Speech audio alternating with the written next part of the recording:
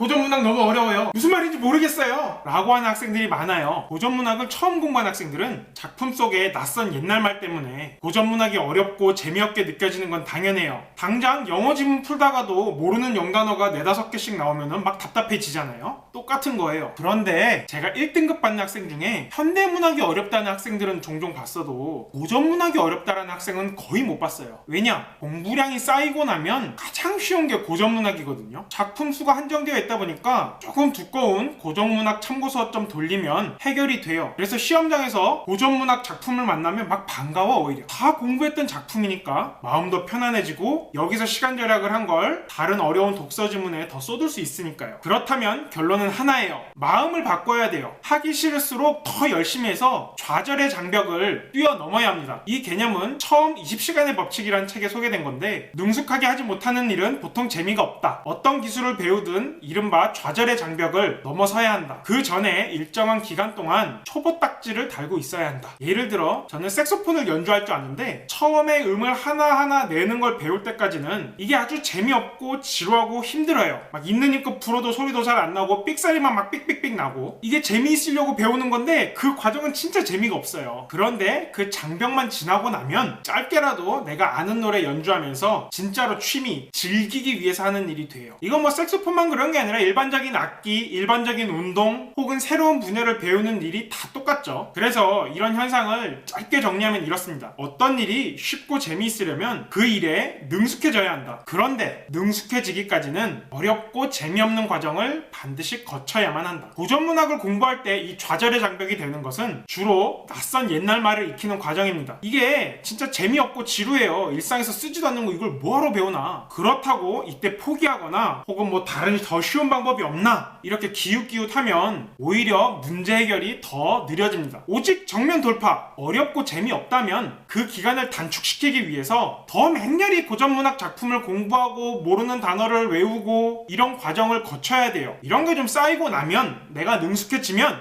옛날 사람들이 이런 생각을 이렇게 표현했구나 하고 고전문학 작품도 나름 즐길 수 있게 돼요. 제가 고전문학 공부할 때의 그 좌절의 장벽을 조금이라도 쉽게 해주려고 국어의 기술 0에 이 고전시가 필수 어휘를 정리해두기도 했어요. 물론 이것만 본다고 다 해결되는 건 아니에요. 근데 여러 작품 속에 공통적으로 등장하는 그런 최소한의 어휘 정도는 여기서 좀 익혀두고, 이후 고전문학 참고서 자습서 하나 두꺼운 거 골라서 매일 꾸준하게 혹은 학교 진도에 맞춰서 그 작품을 열심히 꼼꼼하게 계속 공부해 나가면 내신과 수능 한꺼번에 쉽게 대비할 수 있을 거예요. 종종 어떤 참고서, 어떤 자습서로 공부해야 될 거예요 라고 묻기도 하는데 주로 학교에서 그냥 정해주는 게 있을 거예요. 만약에 그런 게 딱히 없다면 요 오감도 최다문항 시리즈 고전시가 고전산문편도 제가 살펴봤는데 꽤 괜찮아요. 혹시나 해서 말하지만 이 책 판매된다고 저한테 돈 한 푼 떨어지는 게 없어요. 혹시라도 돈이 떨어진다면 제가 이 각 책에 대한 리뷰 영상을 엄청 자세하게 할 텐데 그런 게 아니라서 이렇게 언급만 하고 넘어갑니다.